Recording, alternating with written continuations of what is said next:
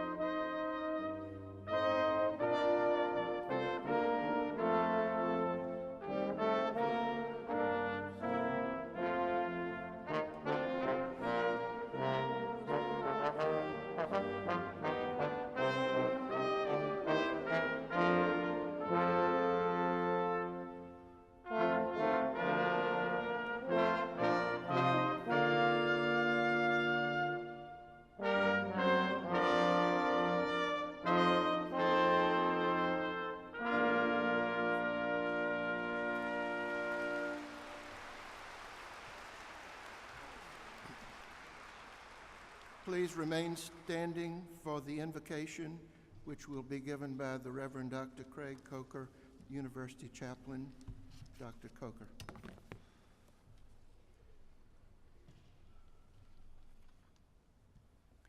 Let us pray. Gracious God, we give thanks for these graduates who have finished their course of study. We are grateful for those who have walked at their side, for the friendships they have made, the insights they have found, and the knowledge they now possess. Give them a right pursuit of justice and truth. Keep them attentive to conscience, servants of the common good, and honest and humble with all. Amen. Please be seated.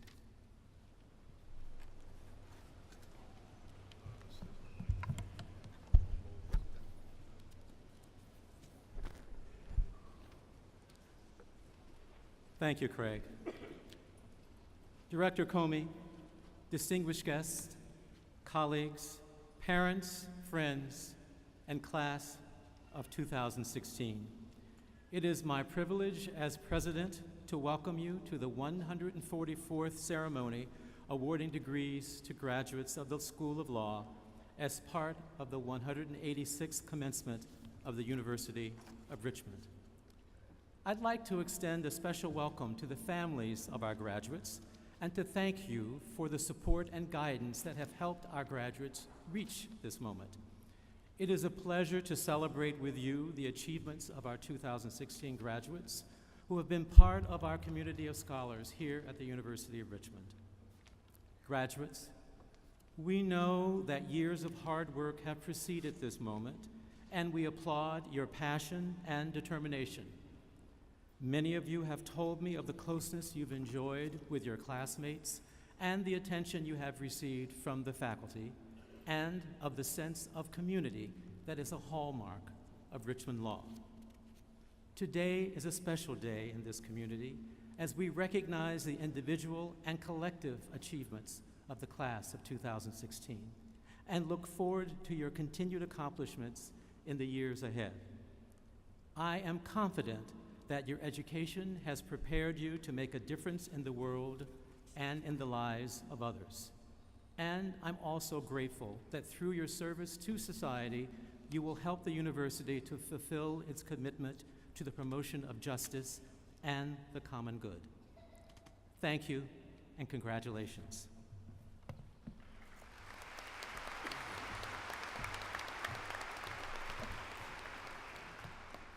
On behalf of the faculty and staff of the law school, I too welcome you to the ceremonies where we award the degrees to the class of 2016. We now turn to our first speaker. In keeping with our tradition of active student involvement, we ask the class to select a student to speak for them at their graduation. This year, they have chosen Liz Tyler.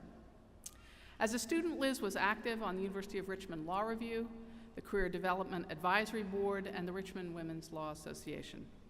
She was also a part of the John Marshall Scholars Program and a member of the McNeil Law Society. I'm very pleased to present Liz Tyler.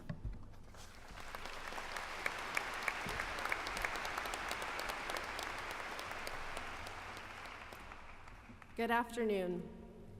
One of my best friends in college has the enthusiasm of a small child. And anytime we had something fun planned the next day, Jess would come to me and say, "Liz, I'm too excited to sleep." I don't know about y'all, but last night I was almost too excited to sleep. Today we graduate. Today's more than just our graduation though. It's also Mother's Day Eve. So happy early Mother's Day, all the moms out there. Without you, we would not have made it to this moment, so thank you. Of course, it's not just our moms, it's our dads, our grandparents, and our in-laws. You all write us letters, text us all the emojis, and tell anyone who's willing to listen just how proud of us you are. It's our husbands, wives, girlfriends, and boyfriends. You all are some kind of saints or some kind of crazy for putting up with this. You celebrate our victories, and you listen to us whine, and we whine a lot. It's our sisters, our brothers, and our best friends. You believe in us when we lose faith in ourselves. It's our sons and daughters, the Sammys and Franklins, the Miriams and Maxes, who remind us that sometimes picking apples, carving pumpkins, or playing hide and seek is more important than work. I'm happy to announce the newest member of the Richmond Law family, as Chris and Casey Keegan welcomed a baby girl yesterday night.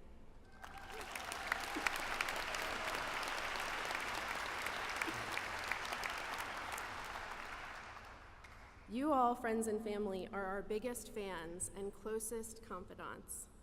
Whether you came from across town, across the country, whether you're watching on the live stream or looking down on us from heaven, each of us has support around us that brought us to this place. And I don't know about everybody else, but for me, law school was not what I expected. Law school is weird. You thought contracts was going to be cut and dry. It turns out contracts is about a pregnant barren cow or a guy named Harry and all the stuff he wants to do to a table. You thought property meant land and other stuff, and you were right, but it was also about foxes and whales and people in Chicago putting chairs out in the street. Con law, the fundamental pillars of American government.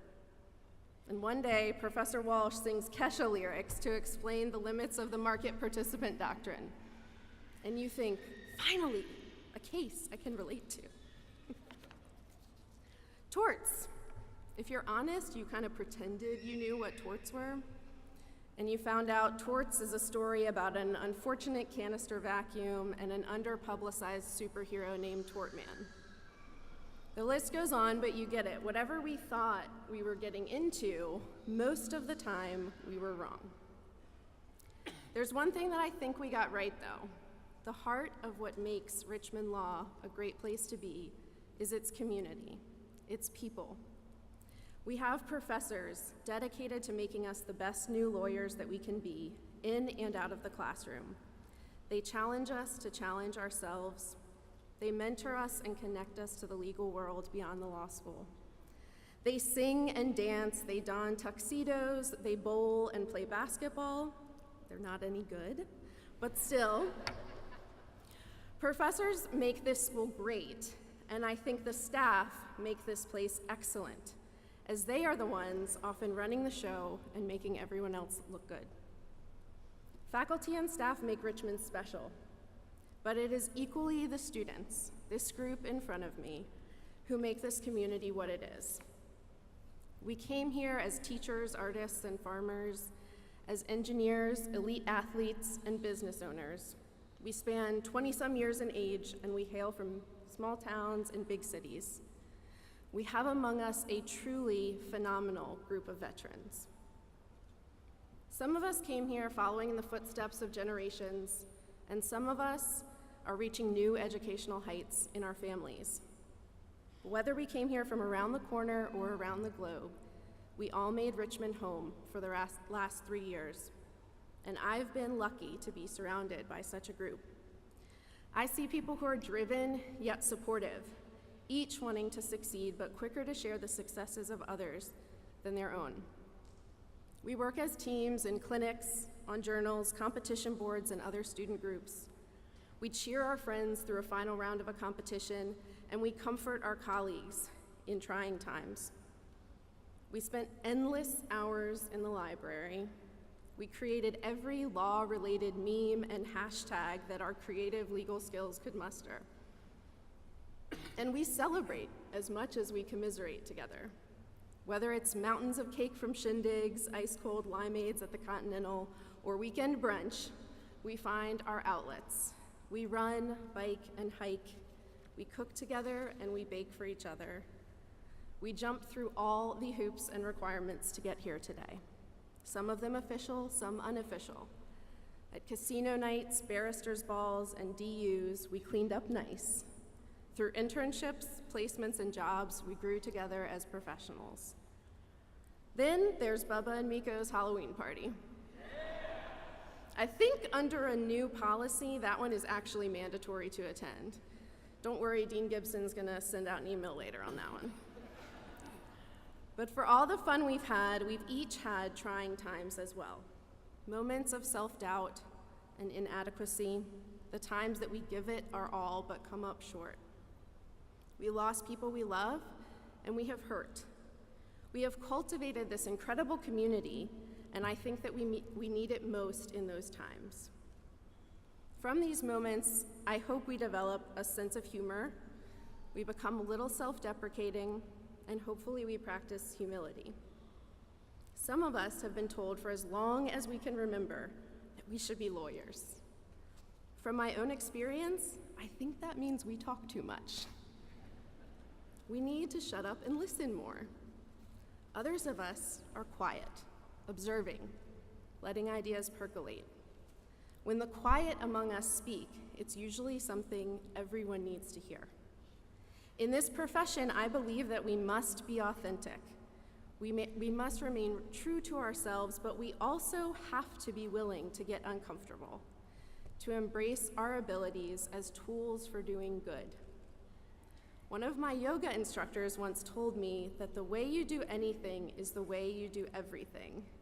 And that might be too meta for some of y'all, but I think that there is a truth to it. It means that the way we treat clerks, opponents, strangers in our daily lives matters as much as the way that we treat judges, colleagues, and bosses.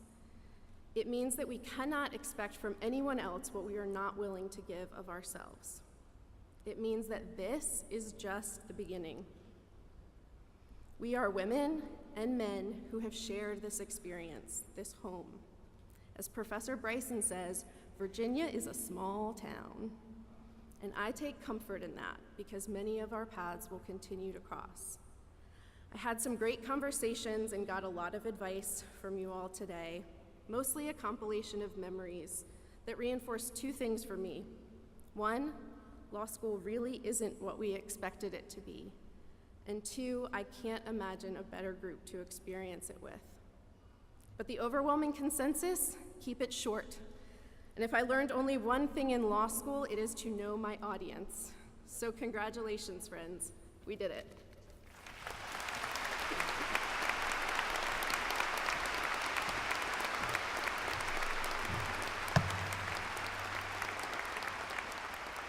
Thank you, Liz.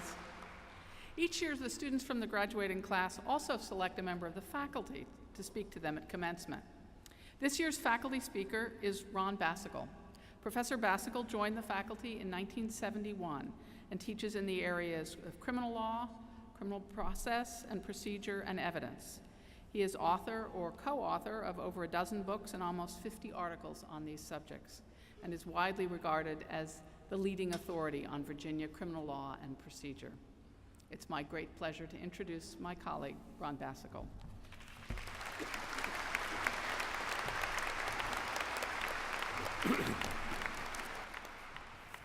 Thank you. I'm afraid I've got bronchitis, so I'm going to last as long as my throat and lungs do. When I was healthy, I'd prepared a 3 or 4 hour speech, so I hope you're not too disappointed if I have to shorten that, right? Well, congratulations, you all made it, right? 3 years down and 1 bar exam to go. Not trying to rain on your parade mentioning the bar exam. I'm here to give you some last education how you're going to pass the bar exam. Actually, the advice comes from former UVA Dean Monrad Paulson telling you how to get through the bar. This is a classic story that probably some of the faculty have heard before, but it is classic, so it bears repeating. Like Paulson spent 3 years in law school, like you did, studying complex political and social issues. Like you, it was a success, so he figured, when he got to the bar, he wasn't that intimidated. Unfortunately, when he opened the bar exam, the first question was, how many people serve on the Virginia State Corporation Commission? So much for great theory versus cold hard facts, right? So he resisted the temptation to write the obvious answer, beats the hell out of me. Instead, he decided to hunker down and make some use of his legal education. So he figured he didn't know how many corporation commissioners there were, but he knew the commission was created by the Virginia General Assembly, which has 100 members. And he deduced, well, they're not going to create a state agency larger than themselves, so there must be less than 100 corporation commissioners. That deduction doesn't sound all that impressive. Remember, he started from 1 to infinity, and he'd now used his analytical powers to eliminate everything over 100. Then he reasoned that, well, the General Assembly wouldn't create a semi-judicial body that was larger than Virginia's Supreme Court, which has 7 justices. Therefore, there must be less than 7 state corporation commissioners. So far, so good, right? So he's on a roll, and he figures tie votes would paralyze the Corporation Commission, so you can't have an even number like 2, 4, or 6. So now he's limited down to 1, 3, or 5. Okay? He then remembers that on the seal of Virginia, the motto is Sic Semper Tyrannis, thus always to tyrants. If you remember, that's what John Wilkes Booth called out after he assassinated Lincoln. So Paulson figured with a motto like that, Virginia's not going to put all the power in the hands of one person, so there must be more than 1 corporation commissioner. Having started with a range from 1 to infinity, he now narrowed it down to either 3 or 5. At that point, he ran out of both logic and time, so he flipped a coin and put his answer as 5.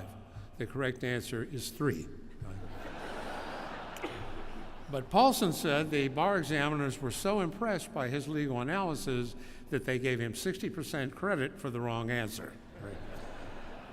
Paulson said this demonstrated something important about the law, that legal analysis can be as important as empirical accuracy. Or as he also expressed it in more earthy tones, sometimes a little bullshit goes a long way. I'm sure none of you ever used that approach on your law school exams, right? Remember, I'm still grading some of your exams. Paulson's story illustrates a number of things about law school. It tells you that law school is more than memorizing facts, whether the facts be the number of corporation commissioners or the exact language of a constitution. It also teaches you, however, that you do have to have some empirical knowledge. That had Paulson not been able to draw on his knowledge that there were 100 members of the General Assembly and 7 members of the Supreme Court, all of his legal analysis would have been useless. So legal logic, or any kind of logic, takes us from a premise to conclusion, but it can't supply that first premise. Okay. Together for 3 years, we've been studying legal analysis, and we've been searching for those workable first premises from which we can start applying our logic. Now, those premises come from politics, sociology, science, all the knowledge that we can muster. The lay people often feel that the law is a self-contained, detailed rules like the Internal Revenue Code, but legal scholars often wonder if the law is anything but a combination of economics, politics, philosophy, you name it. Okay. Now, at this point, it might sound like a relationship with the legal profession is a one-way street. We lawyers take from all these other disciplines, but what do we give back? Okay. What I suggest we give in return is a profession of generalists who have at least passing knowledge of a great many fields. Justice Frankfurter used to say that a lawyer becomes an expert in so many fields for so short a time. When you got an antitrust case, you're going to have to become an amateur economist. Then you might move on to your next case, study medical science in order to deal with the abortion controversy. So, as pompous as it sounds, we lawyers may be the last of the Renaissance men and women. Right? We don't teach humility in law school. Sorry about that. But now, sometimes a fleeting knowledge of all these different fields, it may fit Dean Paulson's comment that sometimes it's BS, or the classic warning, a little bit of knowledge is dangerous. But there are other times when reducing complex theories down to more manageable levels allows experts in all these diverse fields to better communicate with each other. It's often said that when Einstein formulated his special theory of relativity, there were only 5 or 6 people in the world that could understand what he was saying. What Einstein needed was a good lawyer, right? If there had been a case involving the special theory of relativity, some lawyer somewhere would have found a way to comprehend the theory at least well enough to explain it to a judge and jury. If you question my assertion that we are the last of the Renaissance people, I ask you, who else would stand up here today and quote from intellectuals like Einstein and from Justice Frankfurter, and then conclude my remarks with a Walt Disney story? Okay. Don't worry, I'm not going to start singing "Do you want to build a snowman?" Okay. The Disney story is that the young child approaches Disney and says, "Do you draw the characters?" He says, "No, not anymore." "Well, do you write the stories?" "No." "Do you write the music that the characters sing?" "No, don't do that either." So the befuddled child says, "What do you do?" And an amused Disney says, "I visit the animators, and then I visit the storytellers, and then I visit the music composers, and then I circulate their ideas between the different groups. Think of me as a little bee that offers the pollen of creativity so that growth can occur." Okay. That when you talk about lawyers and how we handle that, sometimes we're irritating. Bees are sometimes irritating. People want to shoo them away with a wave of the hand. Same way society sometimes wants to shoo away those pesky lawyers. But if at times we seem like irritating amateurs, dabbling in politics and all the rest of that, realize that what you are doing is contributing to communication between what would otherwise be isolated disciplines. You are serving your purpose like those bees. So my advice to you today is go forth and be busy little bees. Okay? This will please the senior partners in your law firm, but it will also contribute to your higher calling of contributing to general knowledge in our society. On a personal note, I'd like to remind you that the University of Richmond has been your home for 3 years. So come home again sometime and visit your old professors. We're all very proud of you today, and we wish you good luck in your career and in your life. Thank you.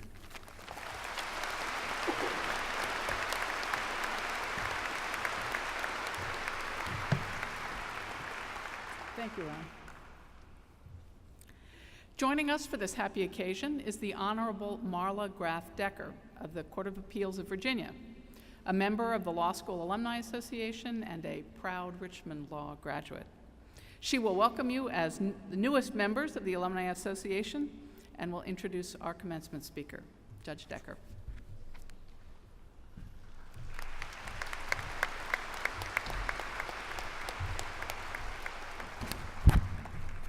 So they needed somebody that would contrast the height of the director, and I fit the bill, being 5'2", but it is my privilege and honor to be here today and to first congratulate the class of 2016. I know several of you from being a faculty member and from many years doing things at the school, and you are a brilliant class. And when I say brilliant, I don't just mean smart. You all have such winning personalities, such a love of the law, and a respect for the rule of law. You are going to go far. And today, I'm happy to be here to celebrate the end of your beginning and to welcome you into the profession.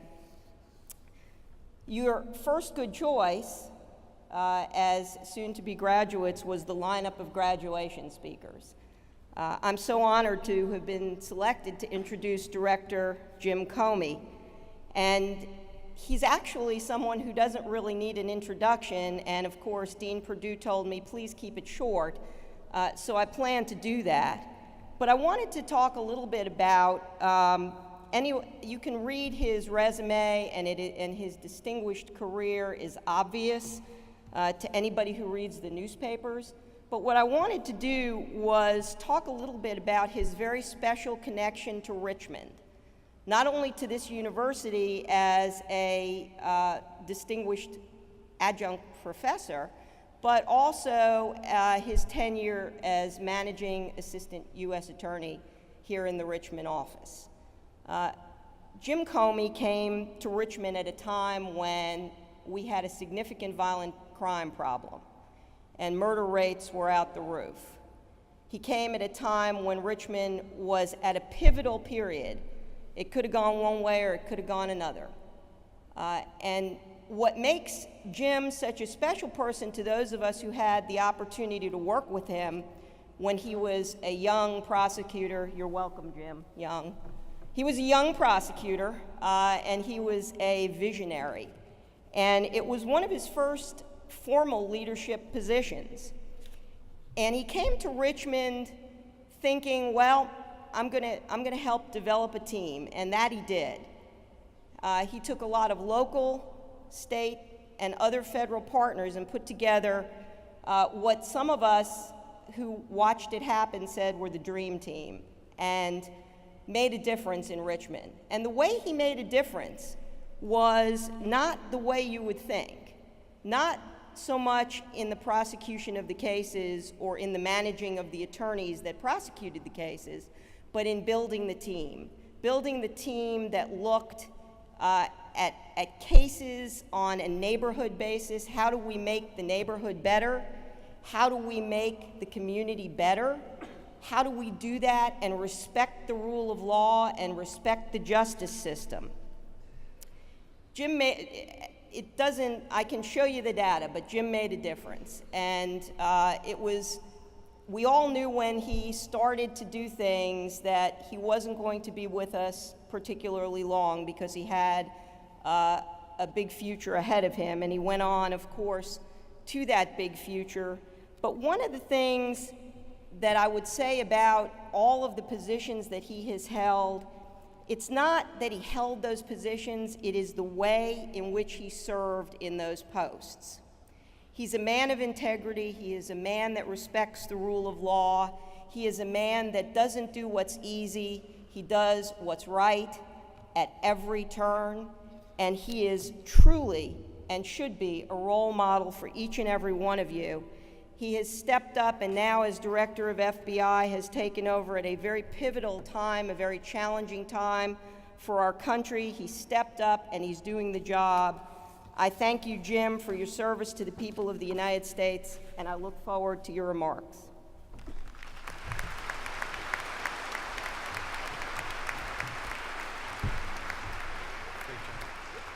Great job.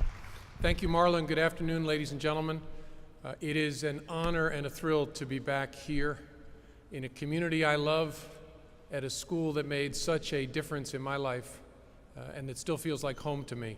I don't mean to be rude to you folks, but I'm going to talk to these people over here because I want to offer just very briefly one reflection from my career in government, then a piece of advice about public service, and then I'll get out of your way. Let me start with the piece of advice. When I think about the successful people I've known, whether they were lawyers or physicians or business leaders or government leaders, there was an overwhelmingly common attribute, which is judgment. Judgment is different than intelligence. Right? Intelligence is actually fairly common. Judgment is very rare. Intelligence is the ability to solve a riddle, to master an equation, to nail a set of facts. Lots of people can do that. Judgment is the ability to circle, to orbit that answer and see it as it might be seen through the eyes of others, to move the answer in place and time, to try and see how it might be seen a year from now in Congress, 5 years from now in a newspaper editorial office. How might other people experience this? Judgment is the ability to say what something means. When you're graphing something, very intelligent people can master a data set and show you the answer on a graph. People of great judgment can look at that and say, that's what it says, let me tell you what it means. So where does this come from? This ability to orbit a situation and see it through the eyes of others and move it in place and time? I think it comes mostly from the way you were raised, comes from screwing up, from doing things that tick people off, and then remembering that, aha, that's how people see that, that's how they experience it. It is mostly a gift to you, and it's nurtured along the way. That gift is protected and nurtured. Now, think about what you've just done for the last 3 years, and I know it's early, maybe a little raw right now, but think about what you have practiced doing for 3 years.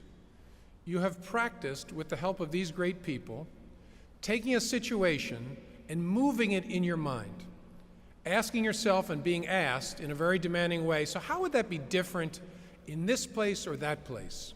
How would it be different if we changed the facts? How would it be different if we changed some of the assumptions? And by the way, what are your assumptions? How sure are you of what you just said? And how would that change if I changed this little thing? Believe it or not, you were being drilled in the practice of judgment, to take an answer, to take a situation and see it from different perspectives, move it around, and experience it through the eyes of another. That is an extraordinarily valuable gift to you. It requires, as your student speaker said, a measure of humility, because it is very, very difficult to escape the trap that is each of us. I can only experience the world through the experience of an awkward 6'8" white person from the New York metropolitan area. Almost nobody else experienced the world the same way I do. And so how do I get in their heads and see the way they see it so that I can be a better leader, a better lawyer, a better husband, a better person? Judgment is the answer. Being intentional about fostering my ability to ask myself, how could it be seen differently? So you've just spent 3 years practicing that. That's necessary but not sufficient. It won't shock you to know there are those people who've gotten out of law school and not demonstrated great judgment in the rest of their lives. You have to stay after it. And how do you do that? I have 2 slightly weird pieces of advice. The first is sleep. Sleep. Sleep is not a moral failing, right? I always knew it was really important. Now I've got all kinds of science to support me, right? What's going on while you sleep? Your brain is engaging in a neurochemical ballet to map the data that you took in during the day and make connections. It's laying down judgment in your head while you sleep. Sleep. My second slightly weird piece of advice is, you've got to keep a life. One of the things that nurtures and protects judgment is physical distance from whatever is dominating your life. In most of your cases, that'll be work. You've got to step away from the work. And I don't know whether it's kickboxing or stamp collecting or dancing. You must keep doing that, because that physical distance from the work fosters and protects your ability to orbit a situation and see it through different perspectives. Get away from this work. And as you do that, you got to love somebody. This hall, and I hope this world, is full of people called loved ones, because you are supposed to love them. There is a danger, especially in the life of a lawyer, and it's called get-back-itis. It's the idea that I got to do this important thing. I got this really important matter to handle. I'll get back to fill in the blank. My mother, my father, my girlfriend, my boyfriend, my siblings, my friends, it doesn't matter. I will get back to that while I do this. One of the challenges of my job is I see a lot of bad things every day. There is no getting back. You will turn and they will not be there. I have 5 children. I've experienced an extraordinary array of loved ones because they change each year as they get older. My wife doesn't change at all, by the way. They change each year as they get older. There's no experience in the world like feeling the pounding and hearing the pounding of a 2-year-old's footsteps as you come in the door at the end of the day. Be there for that. There is no getting back to that. It requires a fight, an actual fight, to maintain that sort of health in your life, because the get-back-itis will be overwhelming to you. Fight for that balance in your life. It's the right thing to do, but it will protect your judgment. So I want you to nurture judgment by sleeping and loving somebody, and sometimes those go together in appropriate circumstances, and that's fine. I believe the FBI director just said something like that, so I'm going to move on. Judgment is the attribute of successful people in this world. Don't let them tell you it's IQ. IQ is kind of a cover charge. Judgment is what makes the difference. So that's my piece of advice from my career. Now let me make a pitch for public service. I've left government service twice, and both times it left a hole in my heart. It took me a while the first time to figure out what was going on, and it happened when we moved from New York to Richmond in 1993. And I was a federal prosecutor in New York, and I wanted to be a federal prosecutor in Richmond, but there was a hiring freeze, which got in the way of that transition within the government. And so I went to a big law firm, a great law firm, with great people, and they gave me matching furniture, which I had not had in my government career yet. I actually had drapes that matched the furniture. I had a parking space, they paid me well, had interesting issues, colleagues I really liked, but something was missing. And it was my amazing wife, Patrice, who noticed it first. She said one day, "What's wrong with you?" Something she says in lots of different contexts, but she said, "What's wrong with you? We have a 5-bedroom colonial we paid $252,000 for, right? We live in this amazing community of Richmond, Virginia. The kids love it here. What is wrong with you?" And I said, "You know what it is? I think I miss getting up in the morning and being part of trying to do something good every day. I actually miss work with moral content. As obnoxious as that sounds, I really miss it." And so 3 years later, because thank goodness one of your great professors left government service to come to a different kind of service, I took John Douglas's job at the U.S. Attorney's Office. And I wasn't as smart, I wasn't as good looking, I wasn't as funny, but I had the job. And so I was back in public service, and I was a very happy person. Once you have done that kind of work, service work, it doesn't have to be in the government, but doing something that's not about you and it's not about money, it's addictive. And when you leave it, it leaves a hole in your heart. The challenge of being successful lawyers is oftentimes the things that are siren songs of prestige and money draw you in a different direction. I know it can be hard to do public service work.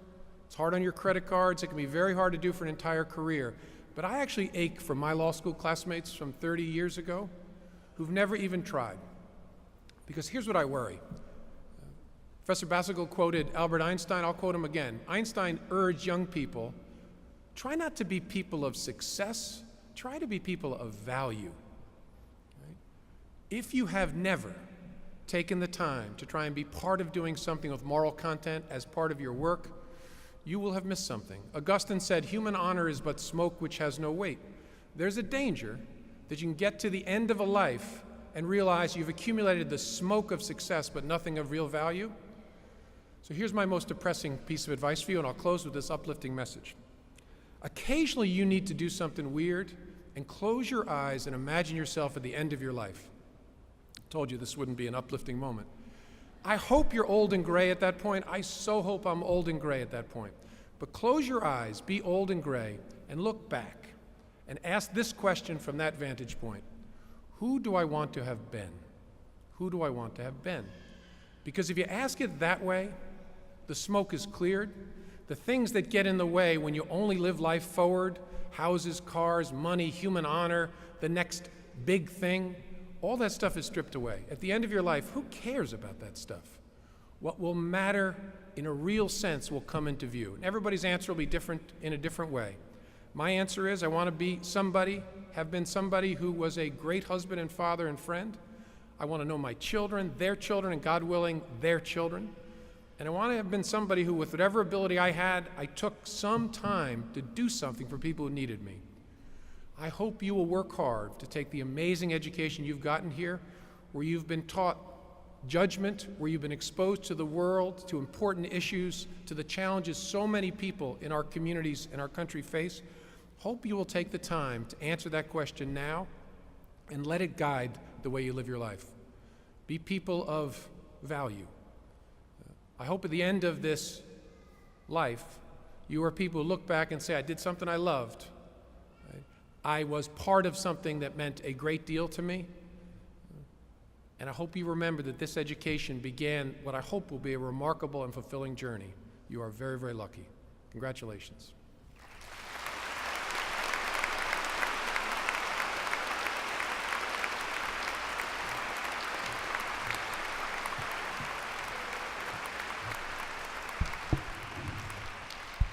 Director Comey, thank you so very much for those remarks. I would now like to introduce Associate Dean Jim Gibson, who will present student honors and awards.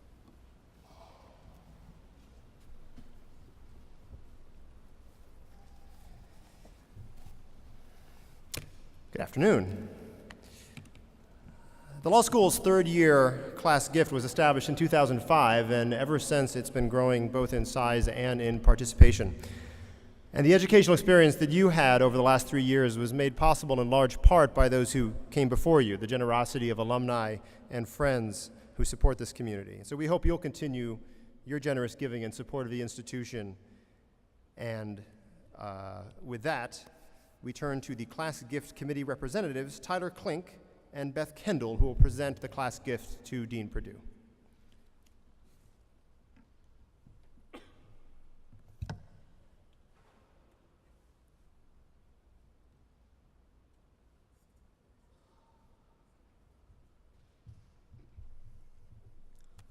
On behalf of the class of 2016, I'd like to present to you, Dean Perdue, what is the largest class gift in the history of the University of Richmond School of Law.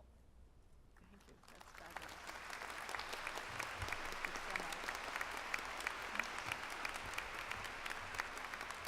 Thank you so much. Thank you so much for this.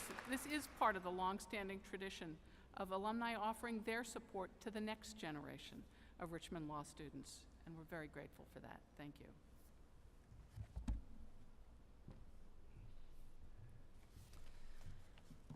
So now I have the best job of the afternoon. I don't have to give a speech. I just get to give out awards to our very deserving students. You can find the description of the awards in your commencement program. We're going to start with this year's recipient of the Virginia Trial Lawyers Association Student Trial Advocate Award, which this year's recipient is a talented advocate, competed in the John L. Costello National Mock Trial Competition, receiving the highest score of any of the prosecution teams. She's also done an outstanding job running the Trial Advocacy Board. If Sam Sedevy would please come forward to receive the recognition.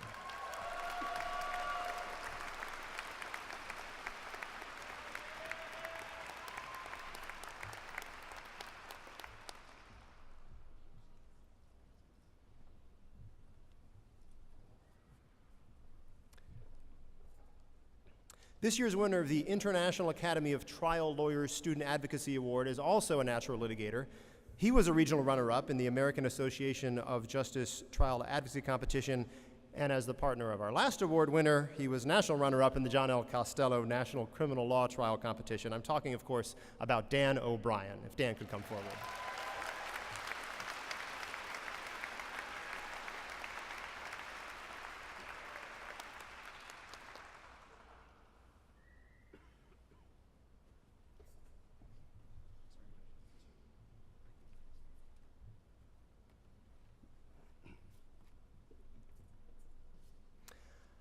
I'm now proud to announce the names of the graduating students receiving the honor of the designation of Order of the Barristers for excellence in advocacy. I would ask that each student please stand and remain standing as I call everyone's name.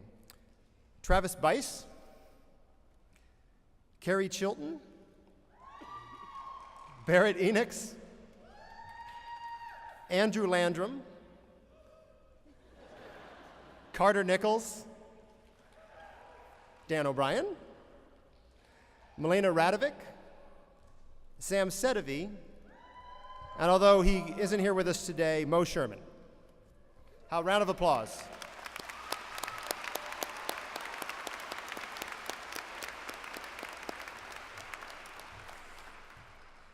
The winner of this year's Family Law Award has devoted herself to the practice of family law throughout her time in law school, and we look forward to seeing her successfully continue that practice as an attorney. If Allison Linscott could please come forward.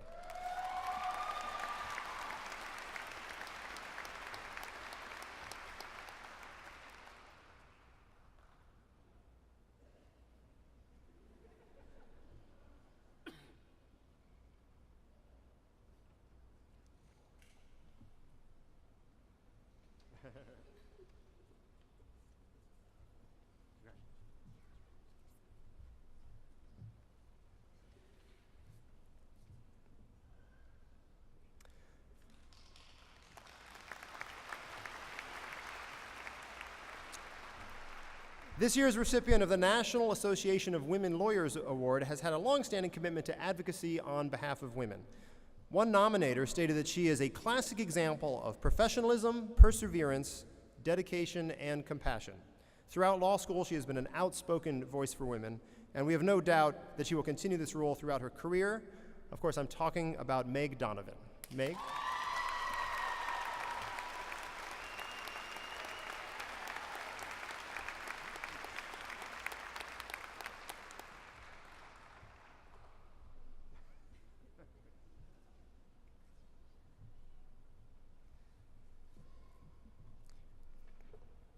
The winners of the American Bar Association Bureau of National Affairs Award for Excellence in the Field of Intellectual Property goes to 3 students who have demonstrated superior academic performance across all the fields of IP. And all 3 of this year's recipients are also slated to receive the school's intellectual property certificate. If we could please have at the podium Jimmy Steiner, Jonathan Mark, and Travis Bice.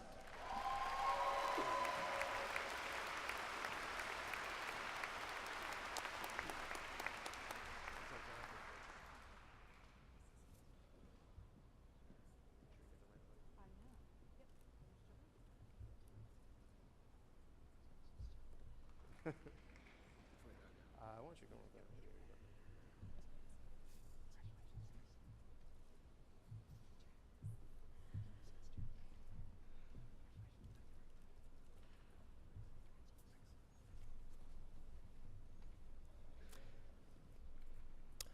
The Osville Jackson Jr. Award for Excellence in Intellectual Property goes to the student who has made an enduring contribution to the study of IP law through activities both in and outside the classroom. This year's winner shows great promise as a future practitioner in the field and has been an outstanding organizer of and ambassador for Richmond Law's IP program. If Bradford Schultz could please come forward.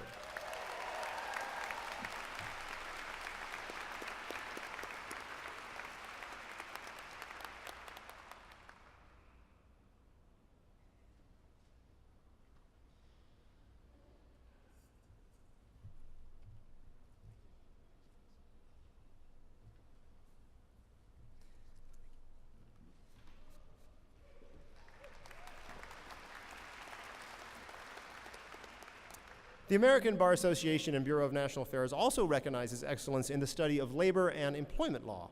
This year, we are fortunate to have 3 outstanding students worthy of recognition for demonstrated expertise in this field. Dylan Taylor, Riley Moore, and Megan Carbone. Please come forward.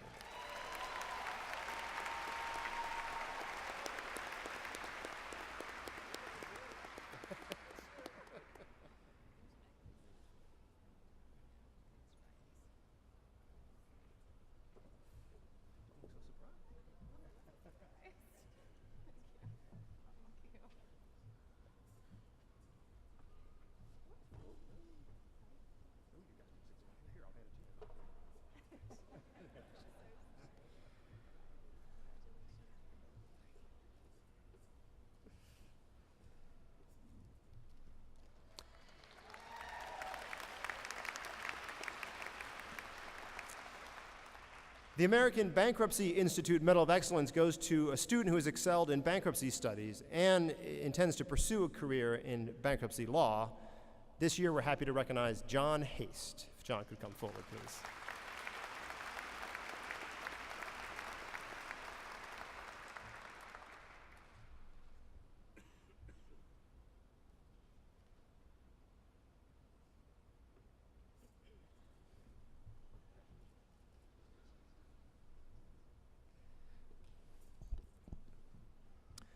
The T.C. Williams Law School Scholarship Award is reserved for those who have made the most significant contribution to overall legal scholarship throughout their law school career. And this year, the faculty would like to recognize two recipients. The first for his scholarship and his outstanding job as editor-in-chief of the University of Richmond Law Review, and the second for his work in the creation and design of the Law Review's inaugural online edition. Thomas DeStanislow and Carter Nichols, please come forward.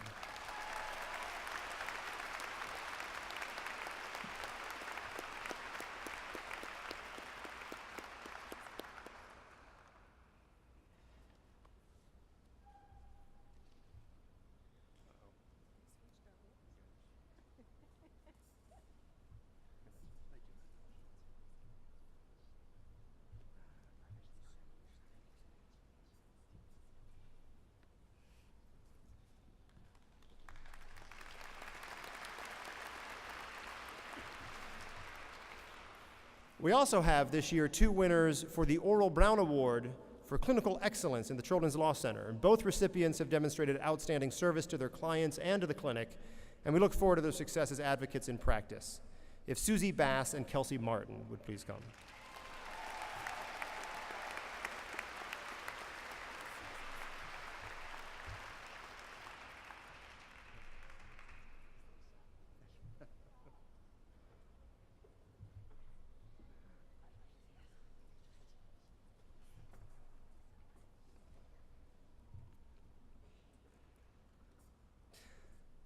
The Cudlip Medal is given to the member of the class having the highest cumulative grade point average at the end of their second year. We don't yet know their third year grade point averages, sorry. This year that honor goes to Thomas DeStanislow.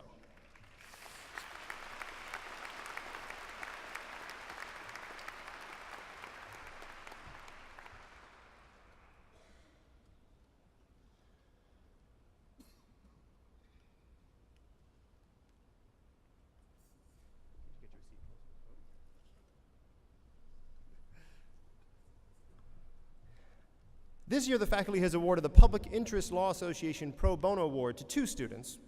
The first dedicated countless hours to the Carrico Center's Pro Bono Criminal Appeals Program on a case that made it to the Virginia Court of Appeals twice. He was publicly commended in that case by the judge, his supervising attorney, and, this shows that you've truly done a good job, by the opposing counsel. The second recipient has demonstrated an equally serious passion for public interest work. In addition to numerous volunteer activities, she served as an outstanding editor-in-chief for our Public Interest Law Review, Zach McDonald and Cassie Schroff.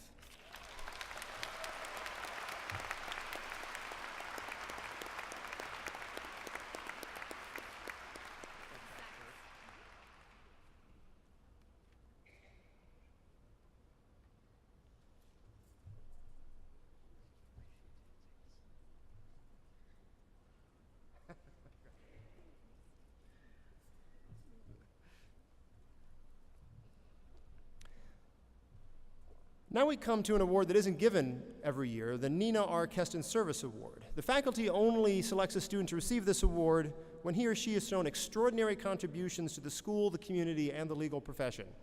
But awarding it this year was an easy call. The winner's commitment to public interest stretches from community service to legal advocacy, from being a program manager with the Carrico Center to being a court-appointed special advocate. As one of her many, many fans in the faculty put it, she arrived at law school with the immovable belief that she would use her skills, education, and training for the betterment of the most vulnerable in our society. I'm talking, of course, about Cassie Powell.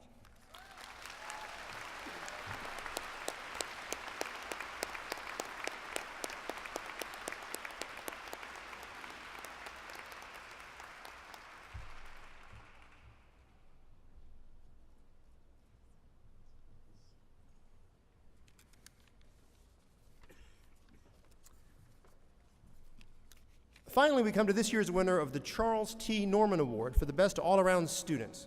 And this recipient is truly one of a kind. He's been deeply committed to pro bono service, devoting many hours to mentoring young JAG candidates and wounded warriors. He's continued his military commitment after several tours in the Middle East, which required many trips to Camp Lejeune.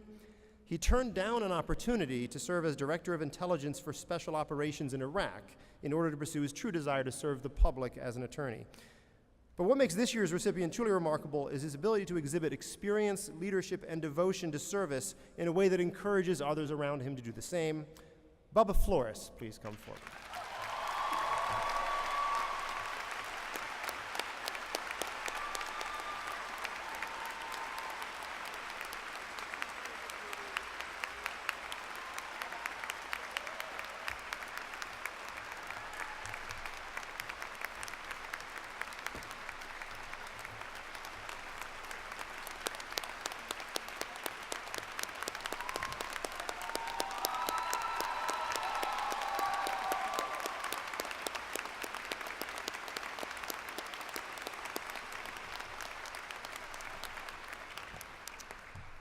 How about one final round of applause for all of our award recipients this afternoon?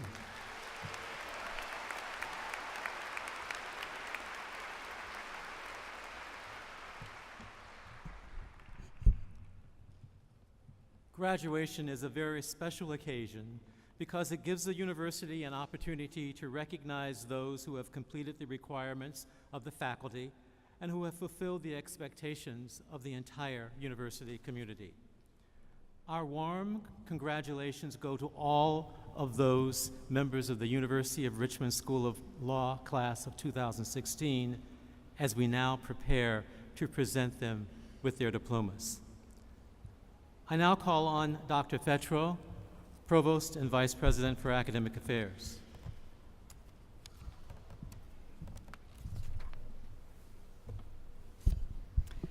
Will the graduating class please rise?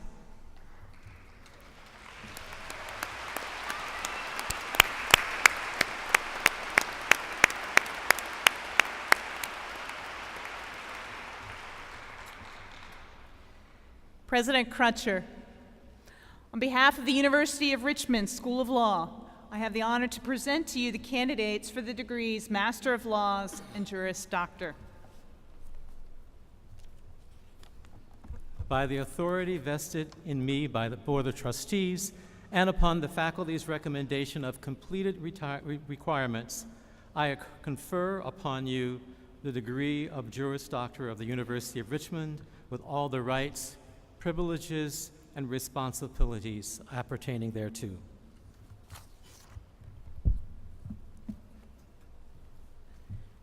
Congratulations, Richmond School of Law, class of 2016.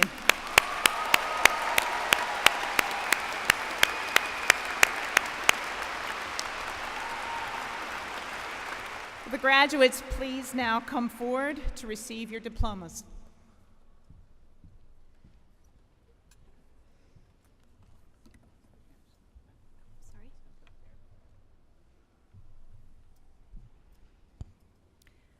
We now recognize the candidates for the Master of Laws degree for May 2016. Yassine B. Akalan.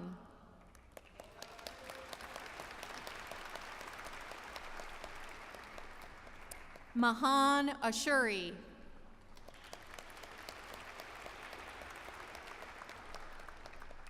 Mohammed Imtiaz Hussein.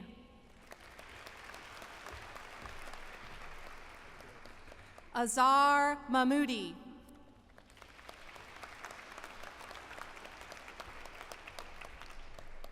We now recognize those graduates who completed the degree of Juris Doctorate on January 13th, 2016. Demetrius Emmanuel Carls. We now recognize the candidates for the Juris Doctorate degree for May 2016. Jeremy Lee Baker. Sharika A. Banks. Jennifer Ann Barnes. Patrick Stevens Barr. Susanna J. Bass. Carolyn Ann Beatty. Avery Annabelle Burley. Corwin David Bennett. David R. Berry. Daniel Travis Bice. Dylan Donald Bishop. Ashley N. Boaz. Patrice Antoinette Boone. Alexander Page Monroe Boyd. Matthew Bo Byer. Wilson J. Brakefield. Amy R. Braun. Luke Joshua Bresnahan. John Patrick Brown. Beth Lillian Browning. Brittany Margaret Burns. Charles R. Colton. Megan M. Carboni. Keith Allen Carpenter, Jr. Douglas S. Caslow. Mary B. Chamberlain. Carrie Maureen Chilton. Jennifer Marie Coleman. Nathan C. Coulter. Tyler W. Crow. John George Daniluk. Ashley Ann DeVoli. Joseph Earl Dean II. Christopher Ryan Dodson. Megan Ann Donovan. William Ryan Dunn. Morgan R. Emanuel. Barrett James Enix. Hannah M. Pasheen. Colby Ray Ferguson. Shannon Marie Fitzgerald. Andrew Joseph Flavin. Albert Silverio Flores, Jr.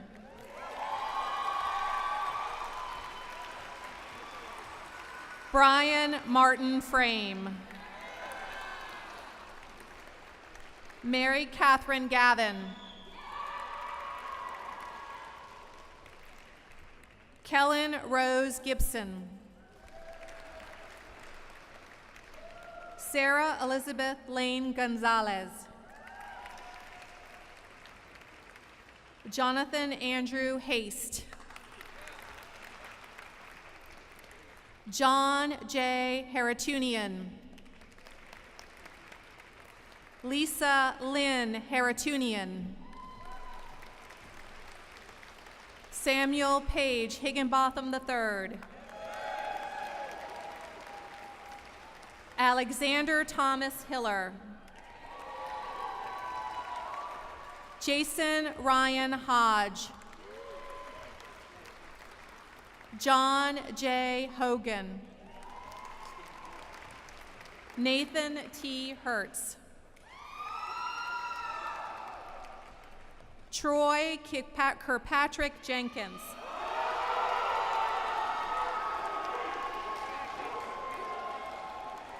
Benjamin D. Johnson. Brittany Shante Johnson. Brooke Heather Cargman. Andrew Evans Kastenbaum. Caitlin Joan Keir. Christopher Michael Keegan. Joshua R. Kelly. Catherine Elizabeth Kendall. Tyler Alexander Klink. Rebecca Lee Cohn. Brockenbrough Aubin Lamb. Andrew T. Landrum. Michael William Langan. Catherine E. Lawler. Alexandria Ray Lawson. Joshua Einsteins Lipchitz. Christopher C. Leslie. Allison Sandra Linscott.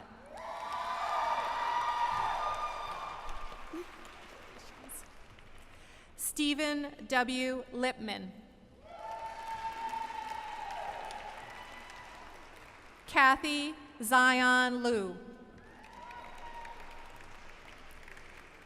Zachary Lawrence McDonald. Michaela Elise McRae. Paula Alexandra Maldonado Torres. E. Nicole Manning. Jonathan Christopher George Mark. Kelsey Marie Martin. Dylan Matthews. Robert T. Mayfield. Riley C. Moore. John Carter Morgan III. Andrea Irene Musiris. Julie Marie Merle. Alexander Thomas Arthur Myers. John Andrew Myers, Jr. Carter R. Nichols. Daniel Francis O'Brien. Eric Ronald Orr. John William Panofsky. Daniel Yon J. Park. Sarah G. Patras. Eric David Pasto. Idalise Purea. Cassie Alexandra Powell. Melina Radovich. Holly Michelle Rashid. Sarah L. Ray. Anne Elizabeth Reed. Courtney Lynn Regal. Jimmy G. Rickert, Jr. Andrew Elliott Sassoon. Catherine Randolph Schroth. Bradford Christopher Schultz. Andrea R. Schumann. Clinton R. Seal. Laura Joseph Searle. Samantha Jane Sedevy. Jillian M. Samaniato. Robert T. Smith. William Wallace Smith III. Samuel Turner Sorrell. Ryan Charles Sperry. James D. Steiner. Peyton M. Stroud. Andrew Sullivan. Joseph Michael Sesko. Dylan D. Taylor. Kathleen Calloway Travis. Paulina Pavlona Svetikova, who has also earned a commission as a second lieutenant in the United States Army.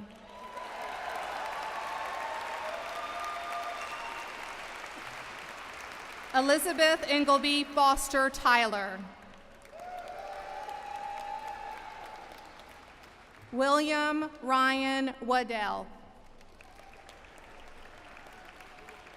Eileen E. Waters. Ariana Nicole White.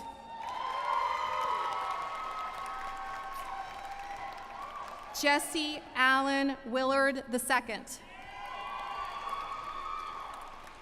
Christopher Rankin Williams. Holly Jane Wilson. Jennifer C. Wong. Marie Danielle Yosco Rosado. Thank you for everything. Welcome, sweetie. Kristen Britton Zigir. The following candidates are receiving their degrees today from various family members who are alumni of the University of Richmond. Philip Thomas DeStanislow III, presented by his father, Phyllis Thomas DeStanislow Jr., Richmond Law Class of 1981.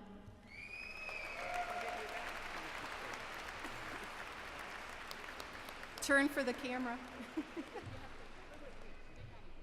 You've got to get the picture. Turn right behind you.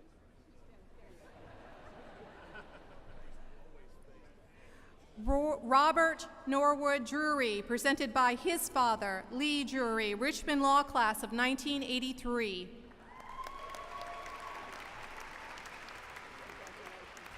Jacob Lee Glasser, presented by his father, Michael Glasser, Richmond Law Class of 1978.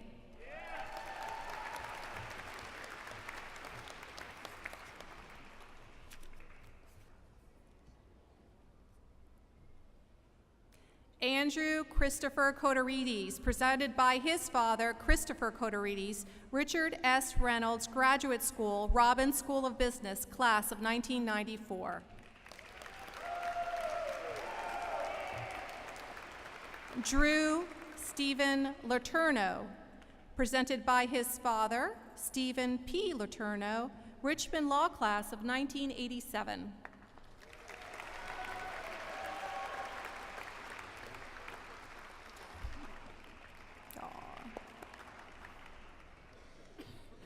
Gordon Murphy Phillips, presented by his father, Bruce Phillips, Richmond Law Class of 1981.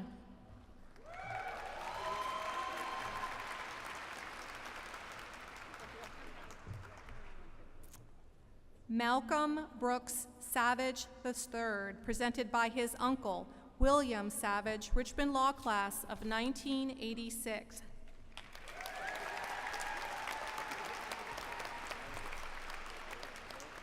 I can't step down without correcting an error I made earlier. It's Charles R. Colton.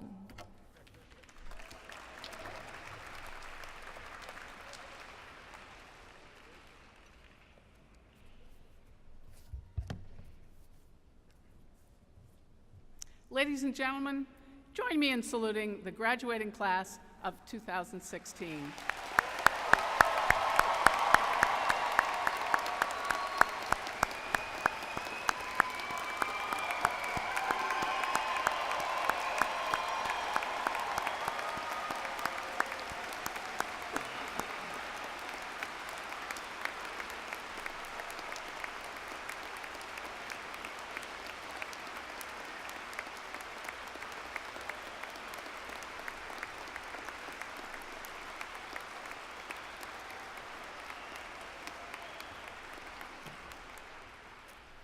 Before we turn to the benediction, let me very briefly address the class of 2016. Each of you worked very hard for this accomplishment, but you did not do it alone. You stood on the shoulders of parents and grandparents, spouses, siblings, and friends. I'd therefore like to ask that the class of 2016 rise and turn and acknowledge all of those who helped you get here.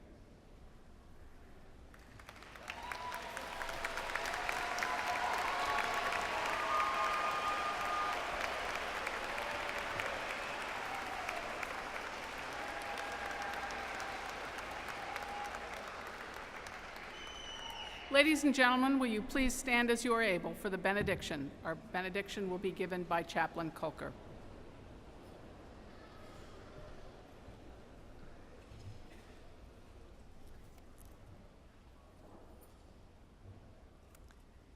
Now as you go, may God give you a tongue to speak the truth and a longing for justice, ears to hear the world's pain and a heart to respond, eyes to see beauty and imagination to embrace it, hands to receive the most precious things in life and cherish them forever. And may God keep you in peace and surround you in love today and always. Amen.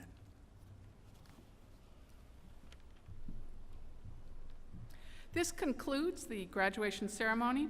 Please remain in your seats as the platform party and students recess, and then join us at the reception in the Robbins Center Terrace, located upstairs. Ushers will direct you. Thank you, and have a wonderful Mother's Day and weekend.